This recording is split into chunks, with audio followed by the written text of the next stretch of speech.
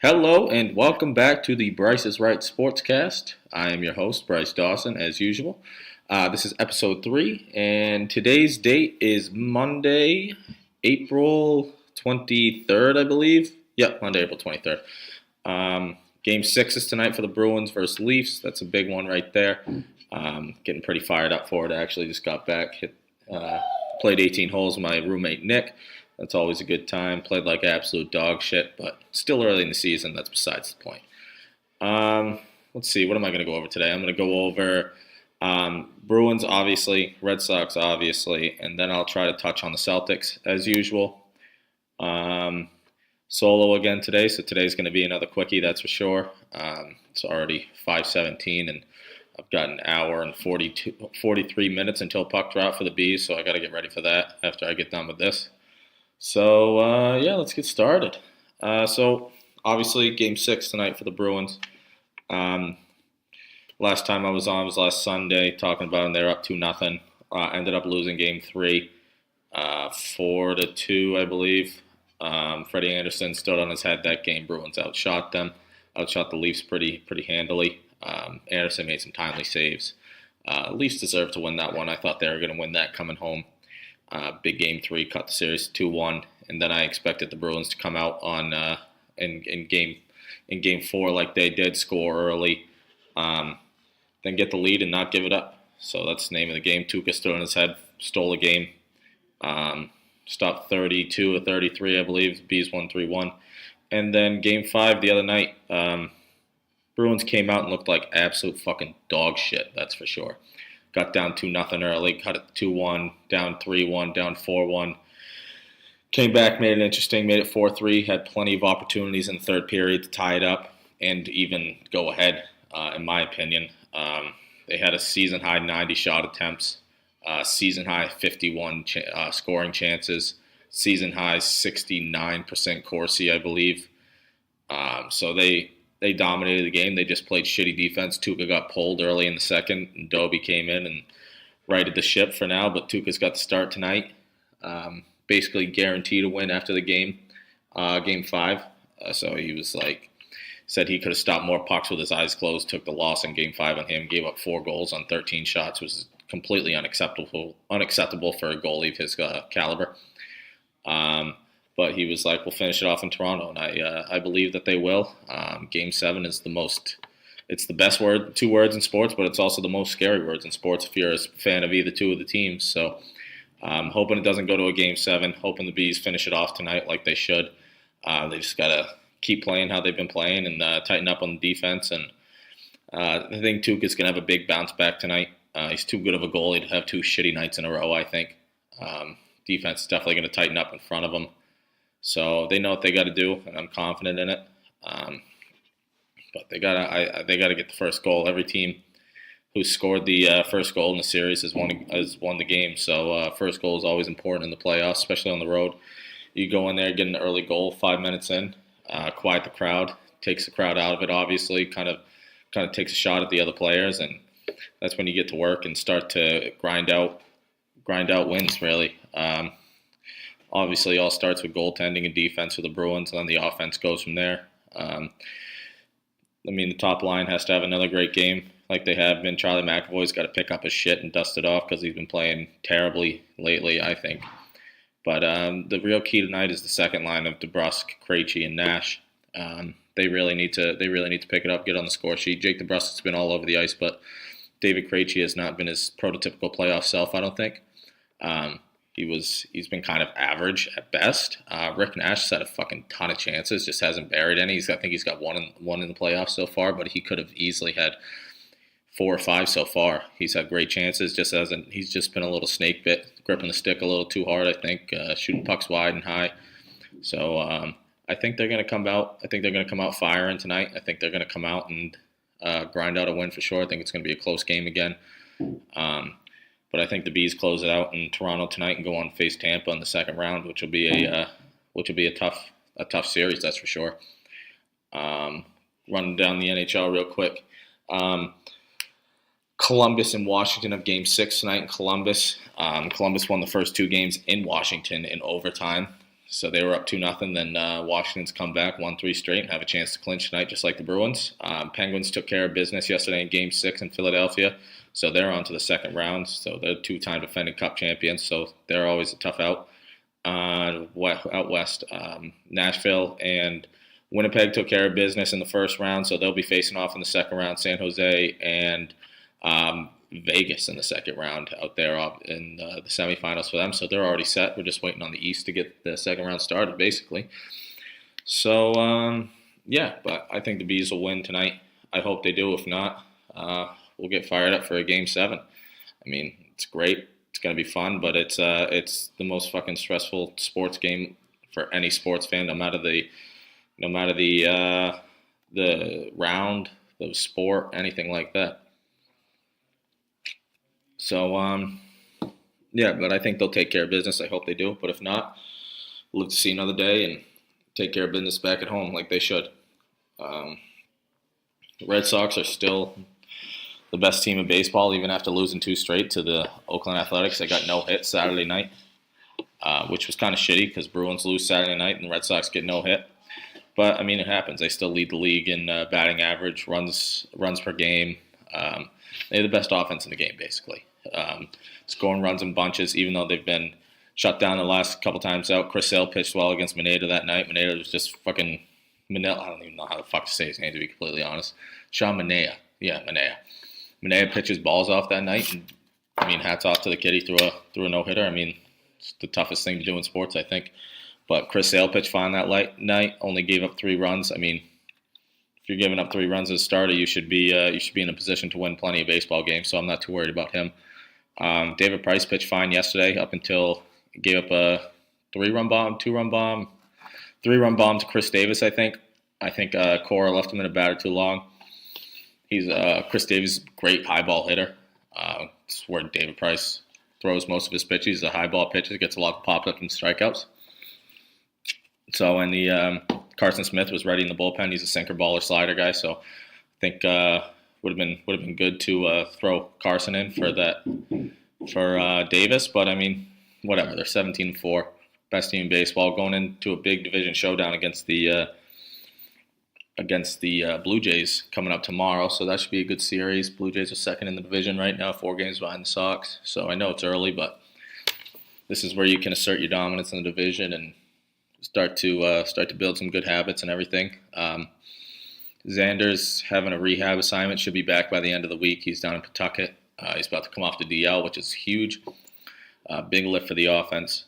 But yeah, I mean, Mookie's hitting .366, leading the league in batting average, leading the team in home runs. Rafael Devers leading the team in RBIs. JD Martinez hitting .307. He's doing what he's supposed to be doing. He's driven in 16 guys so far, I think, so he's having a good year. And the pitching staff, you really can't complain about what the pitching staff has done so far. They haven't laid many eggs. The only egg that I can think of is when Price gave up 4 earned in the first inning to the Yankees and had to get pulled after that because he couldn't feel his fucking fingers. But next start out, he went against the Angels and Shohei Ohtani and fucking pitched his nuts off like he's supposed to. And he's been the David Price that we've come to expect, I think, this year. Like I said yesterday, I mean, he pitched great up until the last batter that he faced. I mean, pitched 7 2/3, less than 100 pitches. You really can't complain about that, I don't think. So I mean, I'm not too worried about what they're doing. I'm actually very confident in them. I think they're the team to beat in the division. Maybe even the American League. I know, obviously, can't count out Houston, and I know it's early and everything like that. They've got Garrett Cole, Dallas Keuchel, Justin Verlander, and they have the deepest lineup in the American League, I think. So I think Red Sox and Astros are the 2 teams to beat. So it's gonna be a fun summer, that's for sure, for baseball. What else? So Celtics are tied with the Bucks 2-2 so far in their series. They won 2 in Boston, lost 2 in Milwaukee. Jaylen Brown had 34 yesterday, and Celtics came back from a 20-point deficit but fell short.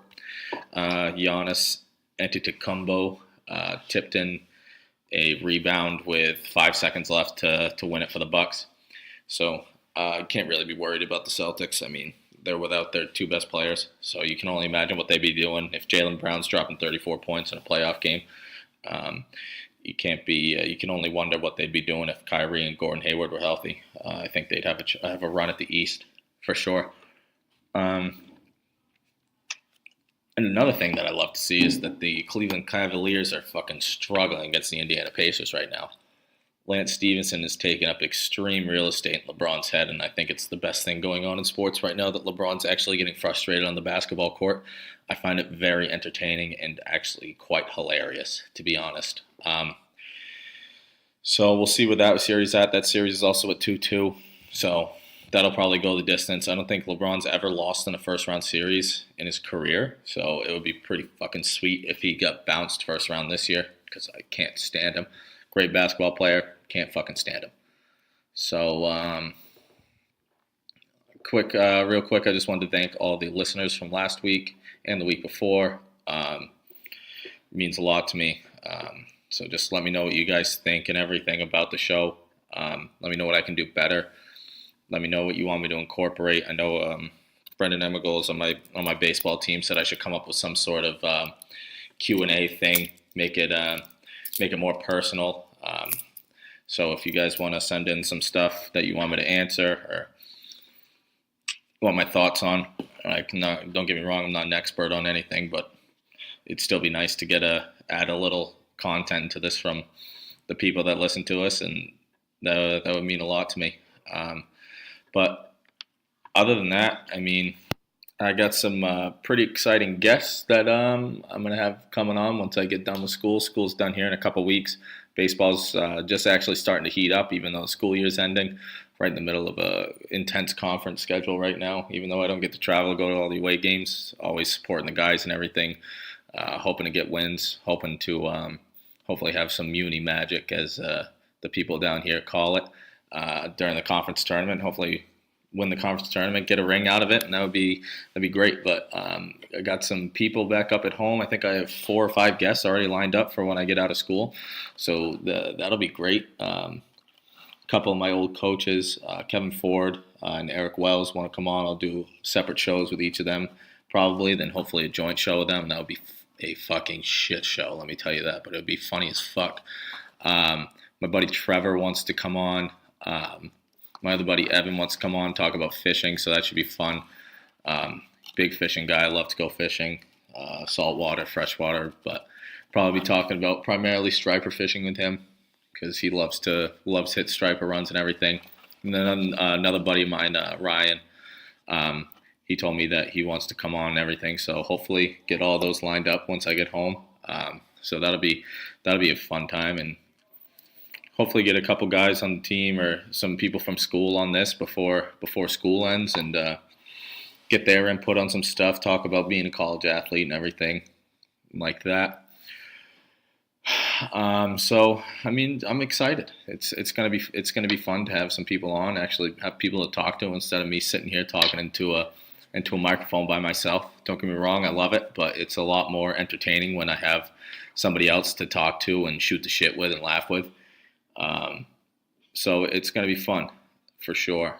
And oh fucking shit, I forgot it is draft week for the NFL. So big draft guy.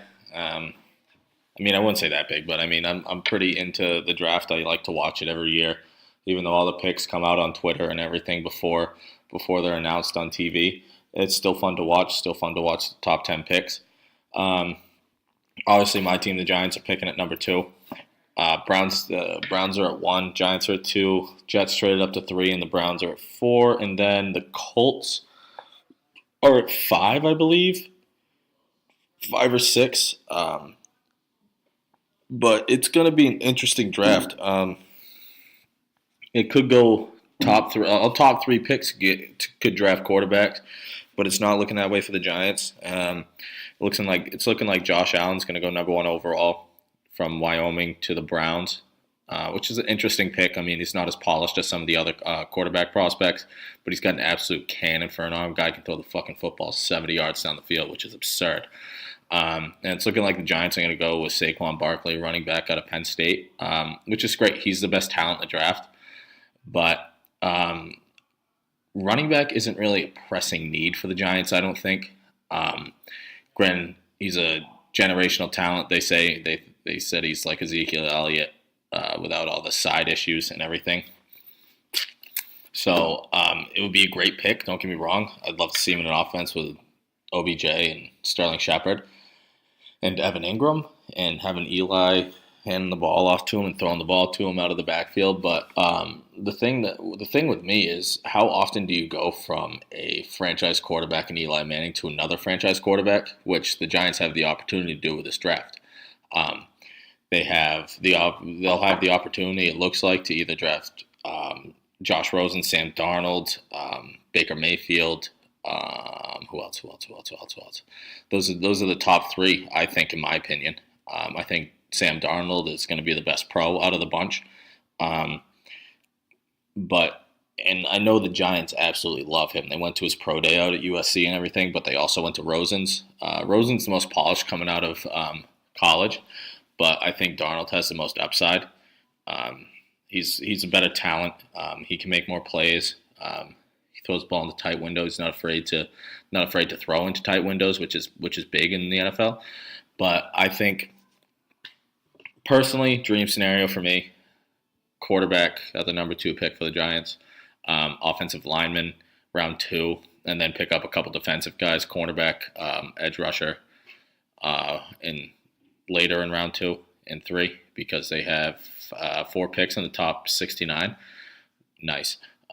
Which is very, not in my lifetime. And I asked my dad, he didn't know if they had 4 picks in the top 70 picks, since he's been a fan of the Giants, and he's been a fan of the Giants for 40 years.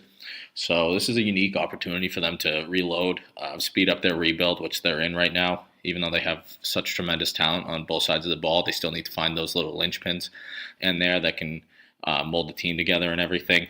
So, but who knows what Gettleman's going to do. He could trade down, which he's never done as a GM.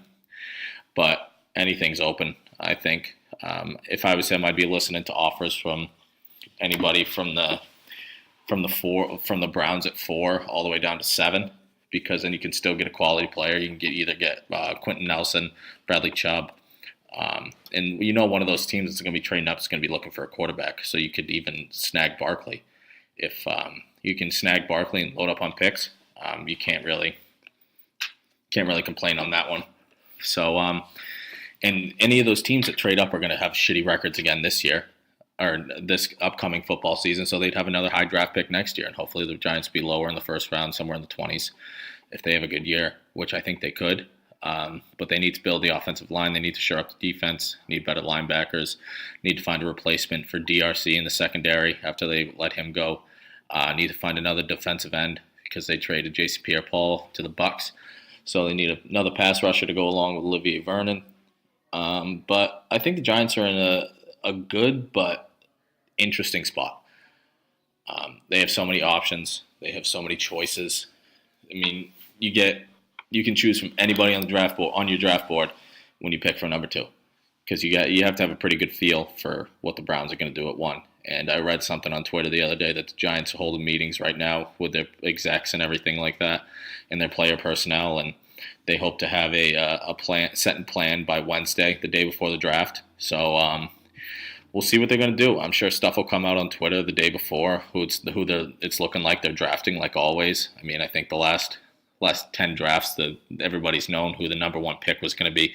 So if the Browns come out, if that gets leaked somehow, that it's a lock that they pick Josh Allen, or if they're going to pick Darnold or Rosen or Barkley, I'm sure that'll alter the Giants' plans a little bit, but they have to plan for that, and I think they will. So it's going to be fun. This is going to be a good week for sports. It's going to be good to get some football talk back in, even though it's fucking early, and I don't even want to think about football because when I think about football, I think about school starting, and school's just about to end. So that's pretty shitty. But other than that, I mean, football's football. I mean, everybody loves it. I love it. I love watching the Giants play. I love watching Alabama play, obviously.